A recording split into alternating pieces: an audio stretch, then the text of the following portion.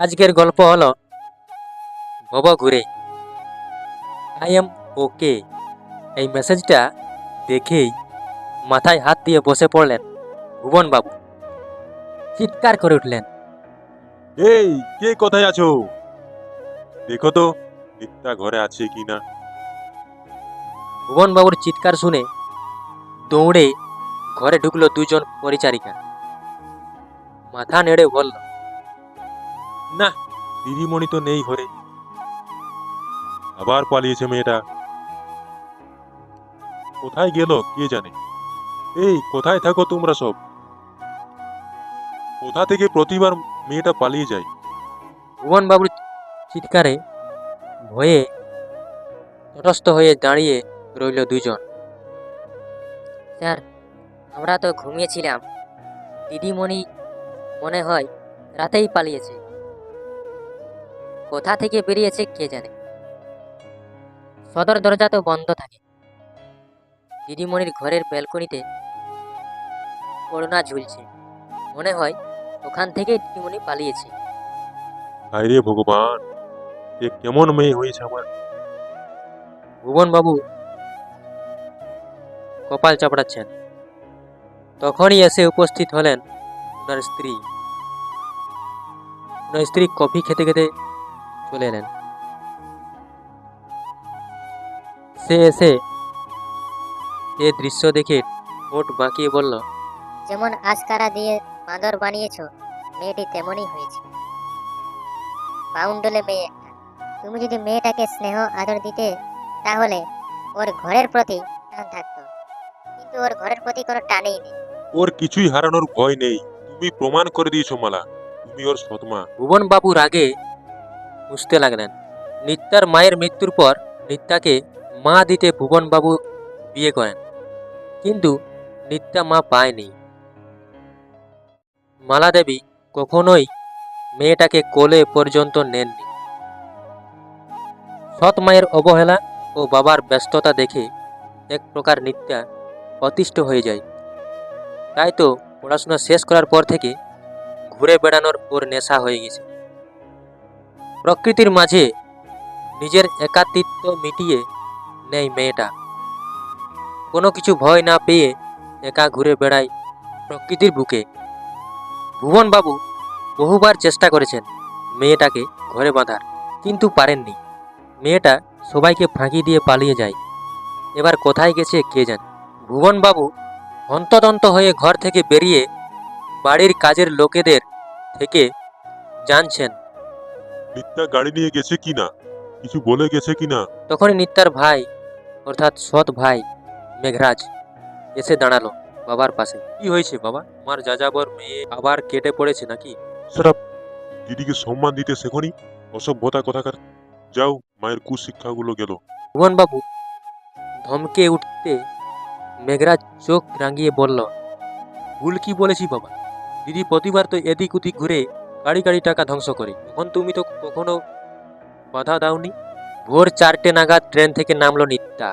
দু কাঁধে ব্যাগ ঝুলিয়ে, হাতে একটা ছোট্ট ব্যাগ নিয়ে স্টেশনের ভিড়ের মধ্যে এগিয়ে চলল নিত্যা। ওকে যে নিতে আসবে তার খোঁজ করছে নিত্যা। হঠাৎ কেউ দৌড়ে সামনে এসে দাঁড়াতে নিত্যা খানিক চমকে উঠলেও মুখটা দেখে বলল, তুমি রঞ্জি? হ্যাঁ ম্যাডাম, আপনি আমাকে চেনেন? রুম বুক করার সময় আমার গাইড হিসেবে আপনার ইনফরমেশন দেওয়া হয়েছিল আমাকে। ওহো, আচ্ছা, চলুন চলুন চলুন, ব্যাগটা দিন। লোকটা ব্যাগ নিতে গেলে নিত্যা হাত সরিয়ে নিয়ে বলল, আমাকে দেখে নাজুক মনে হচ্ছে নাকি? আমি নিজের ব্যাগ নিজে বইতে পারি। চলুন আপনি। লোকটার পিছু পিছু স্টেশন থেকে বেরিয়ে এলো নিত্যা। গাড়িতে করে সোজা চলে এলো গুয়াহাটিতে বুক করে রাখা ওর হোটেলে। এত সকালে এলেও বেলা 8টার আগে চেক ইন করা সম্ভব নয়। তাই হোটেলের বড় লনে ব্যাগপত্র রেখে বসে পড়ল নিত্যা। ফোনটা অন করতে গিয়েও করলো না। ওর বাবা একবার কল কানেক্ট করে ফেলতে পারলে আর রক্ষে থাকবে না, ঠিক টেনে নিয়ে যাবে। সকাল 5:30। এখন সকাল 5:30 বাজে। লনে বসে লালাভ আভায় ঢাকা আকাশ দেখে নিত্যা ব্যাগ থেকে ক্যামেরাটা বের কর। ব্যাগপত্র ওর গাইড রঞ্জির কাছে রেখে দিয়ে ক্যামেরা নিয়ে বেরিয়ে চলে গেল প্রকৃতির ছবি তুলতে। গুয়াহাটি খুব সুন্দর জায়গা। সবুজে মোড়া প্রকৃতির কপালে লাল সূর্যটা বড় চমৎকার লাগছে, ঠিক যেন সিঁদুরের টিপ। সেই মোহের টানে একাই নিত্যা হেঁটে চলেছে। কোথায় কত দূর চলে যাচ্ছে তা ওর জানা নেই। তবে যখন ওর খেয়াল হলো তখন কড়া রোদ উঠে গেছে। হোটেলে ফিরতে হবে তাও মাথায় এলো, তাই ফেরার পথ ধরলো। চিনে আসতে একটু সময় লেগেছে, যদিও বা সমস্যা হয়নি। পথ ভোলা পথিকের মতো এদিক ওদিক চলে যাওয়ার অভ্যাস আছে, তো তেমন ফিরে আসার পথটাও চিনে ফেলো। নিত্যা হোটেলে ঢুকলো 9টা নাগাদে। ওর গার্ড রঞ্জিত রঞ্জিত তো পায়চারি করছে। নিত্যাকে দেখে স্বস্তির নিঃশ্বাস ফেলে বলল, আপনি কোথায় চলে গিয়েছিলেন ম্যাডাম? আমার তো চিন্তা হচ্ছিল, এক্ষুনি ম্যানেজার সাহেব আমাকে বকতো আপনার জন্য। আরে না না, বকতো না। তাছাড়া আমার জন্য এত চিন্তা করার কিছুই নেই। আমি মাঝে মাঝে হাওয়া হয়ে গেলেও ফিরে আসি। চলো চেক ইন করি। নিত্যা ব্যাগপত্র তুলে নিয়ে রিসেপশনে এলো। সেই সাবাত করে রুমে গেল। একা মানুষ, তাই সিঙ্গেল বেডরুম নিয়েছে। ঘরটা বেশ সুন্দর, তবে নিত্যা কতক্ষণই বা থাকবে এখানে। ও তো ঘরে থাকতে আসেনি। ওর বিভিন্ন রকম লক্ষ্য। আগামীকাল ভোর হতেই বেরিয়ে যাবে কামাখ্যা দেবীর দর্শনে, তারপর সেখান থেকে বেরিয়ে পড়বে। উত্তেজনা পূর্ণ হবে তা ভেবে এখন থেকেই আনন্দে আত্মহারা হয়ে রয়েছে নিত্যা। তবে আজকের দিনটা রেস্ট, তাই সারাদিন ঘরে শুয়ে বসে জার্নির ক্লান্তিটা মিটিয়ে নিচ্ছে। তারই সঙ্গে প্রয়োজনীয় সকল জিনিস গুছিয়ে নিচ্ছে। জঙ্গল তো আর কিছু পাবো না। গতকাল রাতে ম্যানেজারের সঙ্গে কথা বলে নিয়েছিল নিত্যা, তাই ভোর হতেই ওর গাইড রঞ্জিতকে নিয়ে বেরিয়ে পড়েছে মা কামাখ্যার মন্দিরের উদ্দেশ্যে। দেবীর দর্শন করে আবার নিত্যা বেরিয়ে পড়েছে। তাজপুর পার করে ও যাবে নামেরি। গুয়াহাটি থেকে তাজপুর 177 কিলোমিটার। পথে পাতরা সেরে তাজপুর আসতে ঘন্টা 5 সময় লাগালো। সেখান থেকে নামেরি 37 কিলোমিটার। ভালুকপঙ্গের পথে নামেরি পৌঁছাতে সময় লাগলো আরও কয়েক ঘন্টা। বলা চলে দুপুর হয়ে গেছে। রঞ্জি একটা কটেজের ব্যবস্থা করেছে, সেখানে দুপুরের খাওয়া দাওয়া সারলো নিত্যা। রাতটাও কটেজে থাকতে হবে। এই শুনে নিত্যা চোখ রাঙিয়ে বলল, আমি কি এখানে কটেজ হোটেল এসব দেখতে এসেছি নাকি? আমি জঙ্গলে তাঁবু খাটিয়ে থাকবো, সেসবের ব্যবস্থা করো। কিন্তু ম্যাডাম, হোটেলটা তো সেফ। তোমাকে কি বলেছি আমি সেফ থাকতে চাই? এই তুমি তোমার টাকা নিয়ে কেটে পড়ো তো, তোমাকে দরকার নেই আমার। ম্যাডাম রাগ করবেন না। আচ্ছা ঠিক আছে, কাল থেকে বরং আপনি জঙ্গলের পথে যাবেন।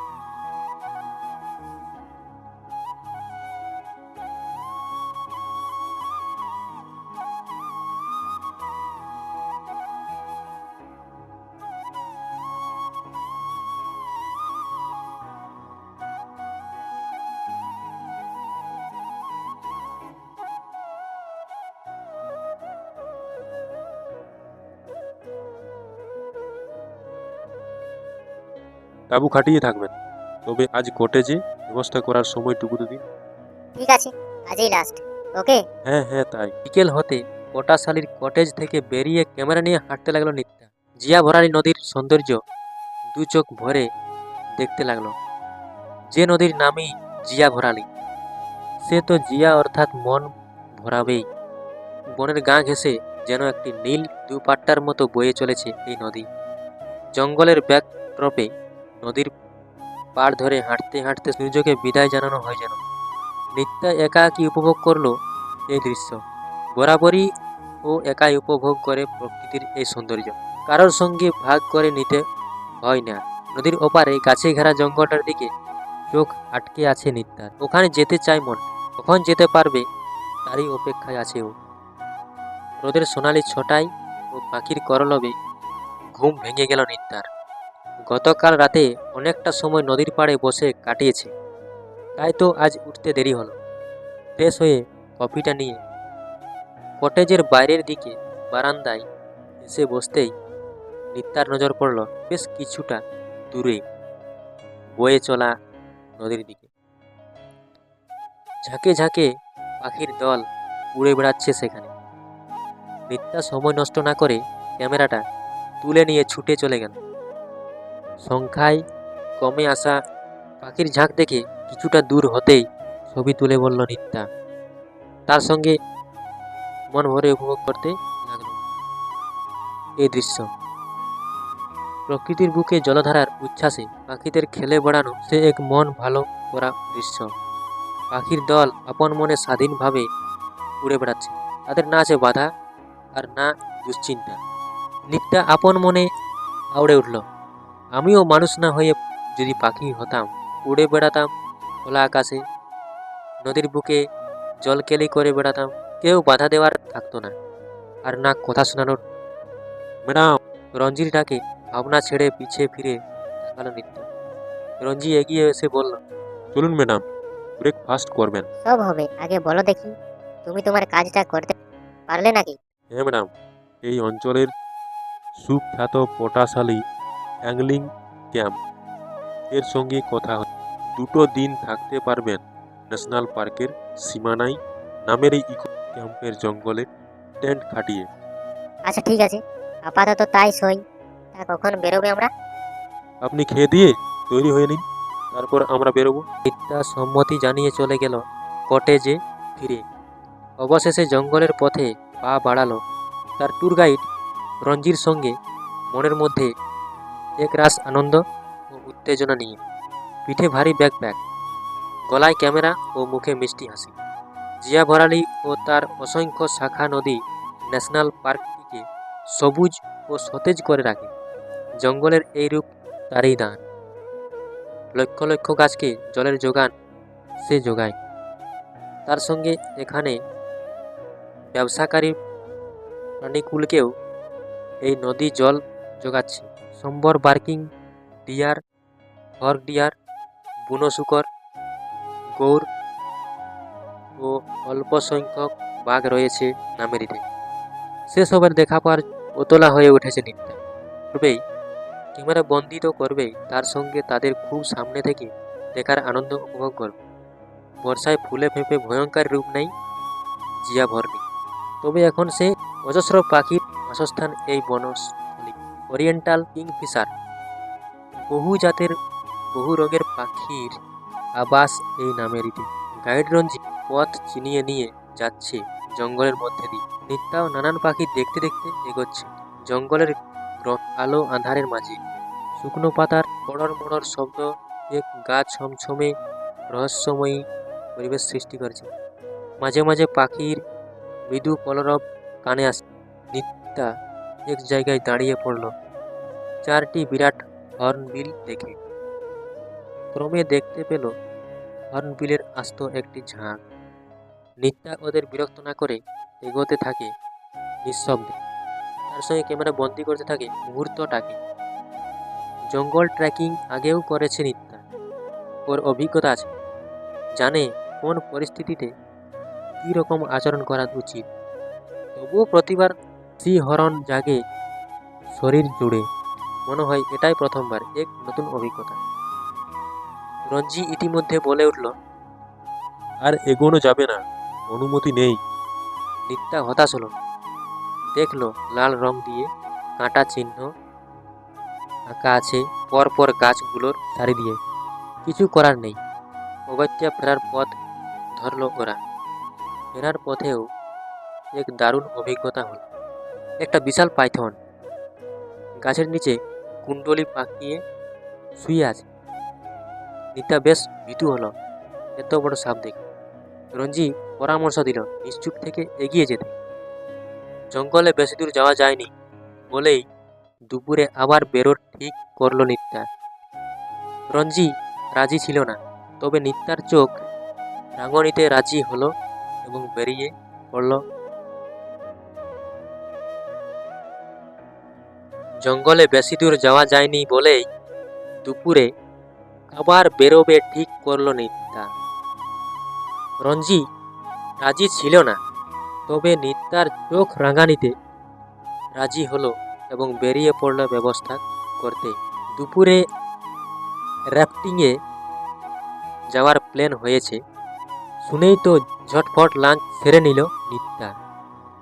ও কখনো র্যাফটিং করেনি, তাই আজ এ সুযোগ পেয়ে আর হাতছাড়া করতে মন চাইল না। সময় মতো বেরিয়ে বোটম্যান নিত্যাকে নিয়ে চলল। এই বোটম্যান অর্থাৎ সাহু র্যাফটিং করাবে। নদীর বুকে র্যাফটে করে নদী ভ্রমণে বেরিয়ে পড়ল নিত্যা। নানা রকম জলচর পাখি দেখতে দেখতে জলে ভেসে বেড়ানোর অভিজ্ঞতাটিও দারুণ। জলের খরস্রোতের সঙ্গে লড়াই করে নিজেকে টিকিয়ে রাখা যে কি পরিমাণ আনন্দ দেয় তা নিত্যার মুখের হাসিই বলে দিচ্ছে। অনেকে হয়তো ভয় পাবে, কিন্তু ও মজা পেয়েছে। কখনো নদী শান্ত তো কখনো দুরন্ত। শান্ত অবস্থায় নদীর জল নিয়ে খেলা করে জলে হাত ভিজিয়ে মিষ্টি মুহূর্ত কাটিয়েছে। আবার দুরন্ত নদী স্রোতের বিপরীতে বয়ে লড়াই চালিয়েও আনন্দ উপভোগ করেছে। প্রায় সন্ধ্যা অবধি চলল নিত্যার এই র্যাফটিং। সূর্য অস্ত যাচ্ছে, তাই আর জলে থাকা গেল না। তাছাড়া আকাশের বুকে অন্ধকার নামার আগে ওকে ফিরতে হবে তাঁবুতে। তাই আর দেরি না করে ফিরে এলো জঙ্গলের ট্যান্টে। এখানে আগুন জ্বালিয়ে রান্না হচ্ছে। রঞ্জি রান্না করছিল। নিত্যা এসে ওকে সাহায্য করতে লাগলো। জঙ্গলের এই জীবনযাপন ওকে এক আলাদাই শান্তি দেয়। তাই তো বারবার ফিরে আসে জঙ্গলের বুকে, প্রকৃতির মাঝে। বেশি রাত পর্যন্ত বাইরে থাকা যাবে না। অগত্যা খাবার টুকু খেয়ে নিজের ট্যান্টে ফিরে এলো নিত্যা। নানা রকম বন্য জন্তুর ডাক শুনতে শুনতে ঘুমানোর অভিজ্ঞতাও বেশ থ্রিলিং। এই মনে হচ্ছে হলিউড সিনেমার মতো অদ্ভুত এক প্রাণী বেরিয়ে এসে হামলা করে দিল, তবে সেসব কিছুই হবে না। এই ভেবে নিত্যা হাসল। নিজের পাগল পাগল ভাবনায় নিজেকেই বকতে বকতে চোখ বুঝল নিত্যা। নামেরিতে যেহেতু জিপ সাফারির কোনো ব্যবস্থাই নেই, তাই রঞ্জির সঙ্গে পায়ে হেঁটে জঙ্গল ভ্রমণের প্ল্যানটি বহাল রইল পরের দিন। ভোরবেলায় জন্তুর দেখা মিলবে এই আশায় ক্যামেরা কাঁধে বেরিয়ে পড়ল নিত্যা। আকাশে সূর্যের আলো সব ফুটেছে। অম্বর এখনও মেঘলা ধূসর আভায় আবৃত। আর কিছুক্ষণের মধ্যেই হয়তো রোদের ছোটায় সোনালি হয়ে উঠবে এই জঙ্গলের প্রতিটা কোণ। কাদা জল পেরিয়ে বনের গহীনে ঢুকে পড়ল নিত্যা। ওর গন্তব্য নদীর ধারের এক ওয়াচ টাওয়ার। নদীর ধারে অবস্থিত ওয়াচটারে উঠে বসে নিত্যা প্রতীক্ষা করতে লাগলো জঙ্গলের পশু পাখিদের জন্য। তারা জল খেতে আসবে এখানেই। ইতিমধ্যে শিশিরে ভেজা পাতায় সরসর শব্দ করে এসে বসে একটি পিন টেন্ড গ্রিন পিজিয়ন। উড়ে যায় দুটি হর্নবিল ও সেই সঙ্গে টিয়ার ঝাঁক। নিত্যা একের পর এক ছবি তুলেই চলেছে অতি সন্তর্পণে। বেশ খানিক অপেক্ষার পর দেখা গেল জল খেতে এসেছে এক ঝাঁক বার্কিং ডিয়ার। একটা সম্বর এসেও ঝোপের মধ্যে থেকে উঁকি দিয়ে চলে গেল। সব বেশ ভালোই ছিল, নিত্যা উপভোগ করছিল। হঠাৎ গগন বিদারী এক শব্দে নিত্যা চমকে উঠল। রঞ্জিত থমথম খেয়ে গেল, বলল, বুনো হাতির দল আসছে ম্যাডাম, তাড়াতাড়ি চলুন, আমাদের এখান থেকে যেতে হবে এক্ষুনি। এই আওয়াজটা কি হাতির? হ্যাঁ। নিত্যা অবাক হয়ে গেল, কারণ এ শব্দ বড্ড ভয়ঙ্কর লাগছে। হঠাৎই তাদের ব্রিংহর্ন বেড়ে গেল, অর্থাৎ তারা এগিয়ে আসছে। রঞ্জি নিচে না নেমে টাওয়ারের উপরেই থাকার সিদ্ধান্ত নিল। এত তাড়াতাড়ি ওরা পালাতেও পারবে না। এদিকে নিত্যা হাতিদের আসতে দেখে আনন্দে লাফিয়ে উঠল। ক্যামেরা নিয়ে দৌড়ে নেমে চলে গেল। রঞ্জি যে ডাকছে তা শুনতেই পাচ্ছে না ও। ও ভুলেই গেছে এই হাতিগুলো মোটেই সার্কাসের হাতি নয়, বরং জঙ্গলি বুনো হাতি। নিচে নেমে নিত্যা হাতিদের দিকে এগিয়ে গেলেও তাদের সুর উঠিয়ে গর্জন শুনে থমকে গেল। এবার খেয়াল হলো ওর, ও আনন্দের চোটে ভুল করে ফেলেছে। একসঙ্গে অনেক হাতির পা হেলায় মাটিটা যেন দুলে দুলে উঠছে। নিত্যা নিজেকে সামলাতে না পেরে পড়েই গেল। উপর থেকে রঞ্জি চিৎকার করে ডাকছে উঠে আসার জন্য। নিত্যা কোনো রকমে উঠে দাঁড়ালেও হাতির দল দৌড়ে নিত্যার দিকেই আসছে। নিত্যা হাতিগুলোকে দেখে নিত্যা যেদিকে পারল সেদিকে দৌড়ে গেল, যেদিকে চোখ গেল সেদিকেই দৌড়ে দিল নিত্যা। জঙ্গলের ভিতরে গাছেদের মধ্যে দিয়ে যতক্ষণ না হাতিদের ব্রিং হর্ন ফিকে হয়ে এলো ততক্ষণ পর্যন্ত পা থামায়নি নিত্যা। অবশেষে যখন থামলো এবং প্রাণ ভরে নিঃশ্বাস নিয়ে স্বাভাবিক হলো, তখন ওর মাথায় এলো ও ছুটতে ছুটতে অনেক দূর চলে এসেছে এবং ফিরে যাওয়ার পথ ওর জানা নেই। এটাই ওর মাথায় এলো, ওহ গড, এ কোথায় চলে এসেছি? কোনো মার্ক তো নেই, শুধু গাছ আর গাছ। নিত্যা মাথায় হাত রেখে বসে পড়ল। গাছের ফাঁক ফোকর দেখে রোদের ছটা এসে গায়ে লাগছে। বোঝাই যাচ্ছে কড়া রোদ উঠে গেছে। বসে থেকে লাভ নেই। এই বুঝতে পেরে নিত্যা উঠে পড়ল। কোনো দিকে যাওয়া উচিত ভাবতে ভাবতে কানে এলো অদ্ভুত এক শব্দ। নিত্যা মনে মনে ভীতু হলো, এবার কার পাল্লায় পড়তে চলেছি? হায় ভগবান! যেদিক থেকে আওয়াজ আসছে তার বিপরীত দিকে ছুটে চলে গেল নিত্যা। কিছুটা এসে থামলো, বোঝার চেষ্টা করলো এখন কি এদিক দিয়ে আমি এসেছিলাম, কিন্তু অনেক ভেবেও ঠিক করে মনে করতে পারল না নিত্যা। মহা ফেসাদে পড়েছে এটি বুঝতে পেরে নিত্যা নিজেই নিজেকে দোষী করলো। বেশি এক্সাইটেড হয়ে হাতির পাল দেখতে নেমেছিলি তো? নে এবার ঠেলা, নে এবার জঙ্গলে ঘুরে বেড়া মুগলির মতো। না না, মুগলিও হতে পারবি না, সে ক্ষমতা তোর নেই। তুই বরং বাঘের পেটে যাওয়ার জন্য তৈরি হয়ে নে। ভোরবেলা কিছু না খেয়ে বেরিয়েছে, এত দৌড়ে এতটা সময় পার করে এখন খিদে পেয়ে গেছে নিত্যার। তার সঙ্গে জল তেষ্টাও পেয়েছে। এই রোদে গরমে আর না ছুটাছুটি করে বসে পড়ল নিত্যা একটা গাছের নিচে। ভেবেই নিয়েছে যা হবার হবে। আমি আর নড়ছি না এখান থেকে। কেউ খুঁজতে খুঁজতে এলে ভালো, নয়তো এই গাছেই থাকবো বাঁদরের মতো।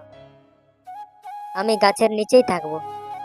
প্রায় মিনিট 20 বসে থাকার পর একটা শব্দ কানে আসতে উঠে দাঁড়ালো নিত্যা। আপন মনেই বিড়বিড় করে উঠল, বাইকের শব্দ না? তার মানে কেউ আশেপাশে আছে। নিত্যা সময় নষ্ট না করে গলা ফাটিয়ে চেঁচিয়ে উঠল, প্লিজ হেল্প, কেউ আছো? হেল্প করো, আমি জঙ্গলে হারিয়ে গেছি। শুধু চেঁচিয়ে কাজ হবে না। বুঝতে পেরে নিত্যা আওয়াজের উৎস সন্ধান করতে করতে দৌড়াতে লাগলো। ছুটতে ছুটতে অসাবধানতাবশত চলে এলো বাইকের সামনে। ঠিক সময় বাইকের চালক ব্রেক করেছিল, নয়তো নিত্যার চোট অবশ্যই লাগতো। বাইকের চালক ব্রেক করতেই নিত্যা আনন্দে লাফিয়ে উঠল। নিত্যা বলল, ওহ গড, ফাইনালি জঙ্গলে মানুষ পাওয়া গেল। আপনি আমাকে প্লিজ হেল্প করুন, আমি হারিয়ে গেছি এখানে। জঙ্গলের এত ভিতরে আপনি কি করছেন? আপনি জঙ্গলে এলেনই বা কি করে? নিত্যা উত্তরে বলল, ছুটতে ছুটতে চলে এসেছি। বসুন বাইকে। ছেলেটার কথায় সম্মতি জানিয়ে নিত্যা বাইকে উঠে পড়ল। আপাতত ও এখান থেকে বেরোতে চায়। এটা কে, কোথায় নিয়ে যাচ্ছে সেসব পরে ভাববে। জঙ্গলের মধ্যে থেকে বাইকটা এসে থামলো একটা কটেজের সামনে। কটেজটা অদ্ভুত রকমের সুন্দর, একটা বিরাট বড় গাছের উপর। সে গাছের শাখা প্রশাখা অনেক দূর অবধি বিস্তার ঘটিয়েছে। তাই খুব সহজেই অত বড় কটেজটা তার উপর বানানো গেছে। একদম ট্রি হাউস মনে হচ্ছে। ওয়াও, আপনার কটেজ এটা খুব সুন্দর তো। কিভাবে এটা আপনি বানালেন? নিত্যা প্রশংসা করলেও ছেলেটা ওকে হাত ধরে টেনে কাঠের সিঁড়ি দিয়ে উপরে উঠিয়ে আনলো। দরজা খুলে ভিতরে ঢুকে হাত কড়াটা নিয়ে এসে নিত্যার হাতে পরিয়ে দিল। নিত্যা হাঁ হয়ে গেল। এটা কি করছেন? আপনাকে অ্যারেস্ট করছি ঘন জঙ্গলে ঢোকার অপরাধে। ছেলেটার কথা শুনে নিত্যা রেগে গেল। আপনি আমাকে অ্যারেস্ট করার কে? আমি Trishan Mukherjee, deputy forest ranger, also known as forest inspector. কি? আপনি ফরেস্ট অফিসার? তা না হলে ওই জঙ্গলের ভেতরে ঢোকার অনুমতি কি কারোর আছে? এবার আপনি বলুন, আপনি কার অনুমতি নিয়ে গিয়েছিলেন? আপনার গাইড কোথায়? নাকি বেআইনিভাবে একাই ঢুকে পড়েছিলেন? না না, তা নয়। দেখি পারমিশন লেটার দেখি। ওটা তো আমার কাছে নেই, আমার গাইডের কাছে রয়ে গেছে। ভালোই মিথ্যা বলছেন। আরে মিথ্যা বলবো কেন? আপনি তো দেখলেন আমি নিজে যেচে পড়ে আপনার কাছে গিয়ে হেল্প চাইলাম। যদি আমার অন্য উদ্দেশ্য থাকতো তাহলে কি আপনার সামনে যেতাম? আপনি তো বুঝতেই পারেননি আমি অফিসার, তাই ভুলটা করেছেন। আর এখন জানতে পেরে গাল গল্প শোনাচ্ছেন। No no officer. আচ্ছা, আপনি খোঁজ নিয়ে দেখুন নিত্যা চক্রবর্তীর নামে পারমিশন লেটার নেওয়া হয়েছিল কিনা। তাহলেই আপনি বুঝে যাবেন আমি বিনা অনুমতিতে আসিনি। আমি তো নদীর ধারের টাওয়ারে এসেছিলাম পশু পাখিদের দেখতে। আমার ব্যাকপ্যাক তো টেন্টে আছে, ওতেই আইডি প্রুফ আছে। আপনি কি লেখক? না মানে দারুণ গল্প বানাচ্ছেন। আমার কথা বিশ্বাস করুন অফিসার, প্রমাণ ছাড়া তা সম্ভব নয়। আমি খবর নিচ্ছি, ততক্ষণ আপনি এখানেই থাকবেন এইভাবেই। নিত্যা নিজের হাতের দিকে তাকালো, যাকে হাতকড়া পরিয়ে দেওয়া হয়েছে। নিত্যা নিজের হাতের দিকে তাকালো। ইয়েস, আমি আপনাকে গ্রেপ্তার করেছি, অতিথি হিসেবে আনিনি। ত্রিশান মুখ ঘুরিয়ে চলে গেল। নিত্যা তখন থেকেই ডেকে চলেছে, তবে ত্রিশান কানেই দিচ্ছে না। নিত্যা বারবার বলছে হাতকড়া খুলে দিতে, ওকে ছেড়ে দিতে, কিন্তু ত্রিশান যেন শুনতেই পাচ্ছে না। অপরদিকে নিত্যার চেঁচামেচিও থামছে না। শেষে এক প্রকার বাধ্য হয়ে ত্রিশান নিজের কটেজ থেকে বেরিয়ে এলো। ধমক দিয়ে বলল, কি হয়েছে? চেঁচামেচি করছেন কেন আপনি? আপনি আমাকে ছেড়ে দিন। এই রোদের মধ্যে আমাকে হাত কড়া পরিয়ে ফেলে রাখার মানে কি? আমার গরম লাগছে, কষ্ট হচ্ছে। আমি তাতে কি করতে পারি? আমি কিন্তু আপনাকে ছাড়বো না। আপনি নির্দোষ প্রমাণ হননি। প্রয়োজন হলে আপনাকে রাজ্য কমিশনে ট্রান্সফার করব আমি। কি? এই, আপনি কি আমাকে আসামি ভাবছেন নাকি? এই জঙ্গলে আমি কি এমন ক্ষতি করতাম শুনি? কি করতে বাকি রাখেন আপনারা? গাছ থেকে শুরু করে জঙ্গলের পশু পাখি সবার ক্ষতি করেন। পারলে এতদিনে জঙ্গল কেটে সাফ করে এখানেও বিল্ডিং হাঁকিয়ে দিতেন। নেহাত আমরা সংরক্ষণ করি তাই বাঁচোয়া। আপনি আমাকে ভুল ভাবছেন অফিসার, আমার এরকম কোনো উদ্দেশ্য নেই। আমি তো ঘুরতে এসেছি নামেরিতে। ফোন চলছে, দেখি কি জানা যায় আপনার সম্পর্কে। আমার টিম খুব তাড়াতাড়ি রিপোর্ট পাঠাবে, ততক্ষণ চুপচাপ বসুন। আমাকে একটু জল অন্তত খাওয়ান, আমার খুব তেষ্টা পেয়েছে। দিচ্ছি। ত্রিশান কটেজের ভিতর থেকে জলের বোতলটা নিয়ে এলো। নিত্যা হাত দেখিয়ে বলল, হাতটা খুলুন, নয়তো জল খাবো কিভাবে? হাত খোলা যাবে না। খুব সেয়ানা তাই না? আমি খাওয়াচ্ছি, খান। নিত্যা বিরক্ত হলেও কথা বাড়ালো না। ত্রিশান জলটা খাওয়ালো অল্প অল্প করে। নিত্যা জলটা খেয়ে একটু স্বস্তি পেল। ত্রিশান বাইকের চাবিটা নিয়ে সিঁড়ি দিয়ে নেমে যেতে যেতে বলল, এখানেই বসে থাকুন, আমি রাউন্ড দিয়ে আসছি। আরে আমি এখানে এভাবে থাকবো নাকি? অফিসার, অফিসার, মিস্টার ত্রিশান, আমার কথা শুনুন। ও গড! নিত্যার কথা না শুনে চলে গেল ত্রিশান। নিত্যা হতাশ হয়ে বসে রইল। জীবনে প্রথমবার এরকম পরিস্থিতিতে পড়েছে, নয়তো কখনোই ঘুরতে গিয়ে এ দশা হয়নি। দেখতে দেখতে বেলা 12:30 বেজে গেল।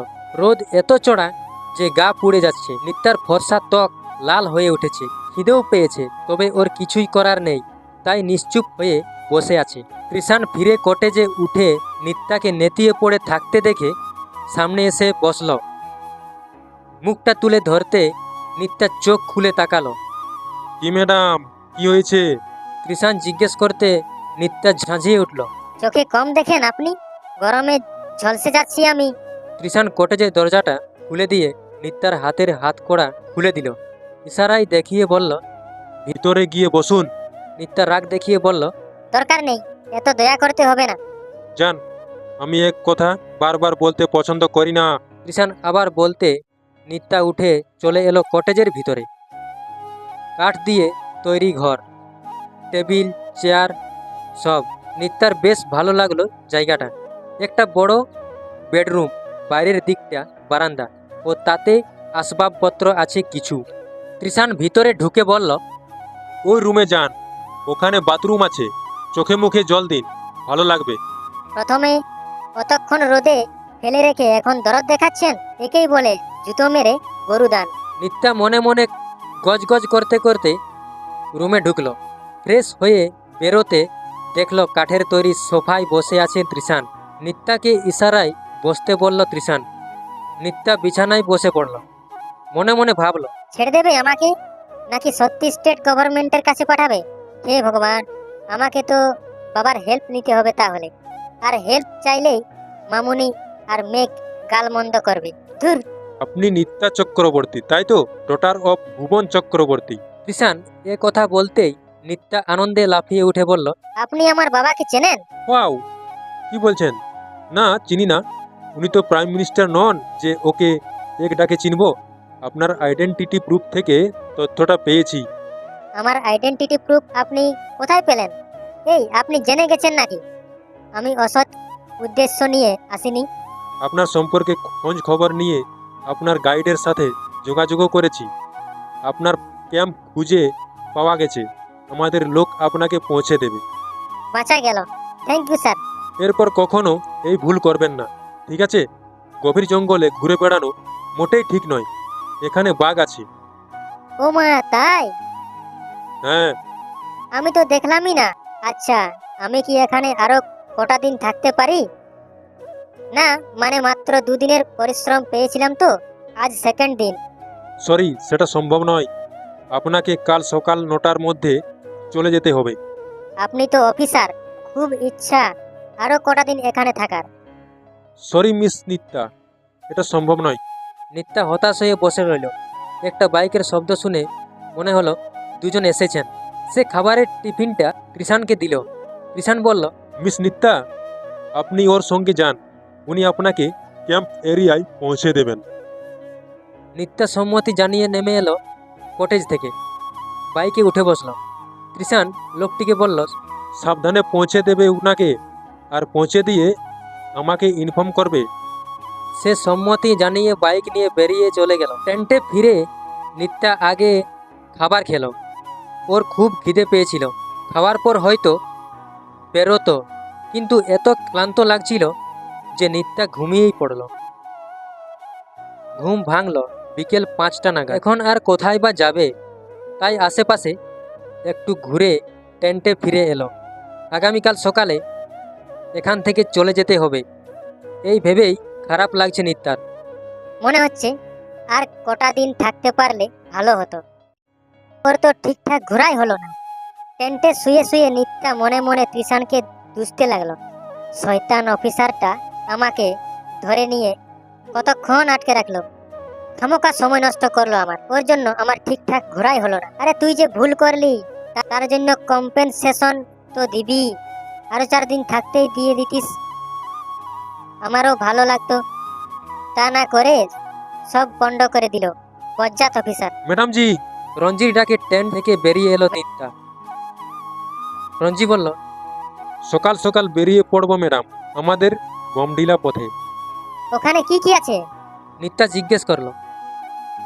রঞ্জি উত্তরে বলল, ভালুকপং দুর্গের ধ্বংসাবশেষ, ওটাও এই জিয়া ভরলি নদীর তীরেই অবস্থিত ম্যাডাম। এরপর আর্কিড আর ক্যাকটাসের অর্কেডারিয়াম, ওটা ভালুকপং থেকে 6 কিলোমিটার দূরে টিপি গ্রামেই আছে। কাছে আবার দুর্গা মন্দিরও আছে। কোনোভাবেই কি জঙ্গলে আরো একদিন থাকা যায় না? আমি লোকালিটিতে যেতে অতটাও ইন্টারেস্টেড নই, এখানেই ভালো লাগছে। নিত্যা মাথা তুলে খোলা আকাশের দিকে তাকালো। যেখানে লক্ষ লক্ষ তারার মেলা বসেছে, গাছের ফাঁক হতে কি দারুণ লাগছে দেখতে। নিত্যার খুব ঈর্ষা হলো এই গাছেদের উপর। তারা প্রতিদিন মাথা তুলে রাতের সৌন্দর্য দেখে, উপভোগ করে, কিন্তু ও আর দেখতে পাবে না। চলে যেতে হবে। কিছুই করার নেই ম্যাডাম, যেতেই হবে। আপনি গিয়ে ঘুমিয়ে পড়ুন, সকালে জলদি উঠতে হবে। রঞ্জি কথাটা বলে চলে গেল। নিত্যা নিজের টেন্টে ফিরে ব্যাগটা গুছিয়ে নিল। সকালে হয়তো সময় পাবে না, বেরোনোর তাড়া থাকবে। তো বন্ধুরা, ফিরে আসছি পরের পর্বে। তো বন্ধুরা, দয়া করে চ্যানেলটি সাবস্ক্রাইব করো।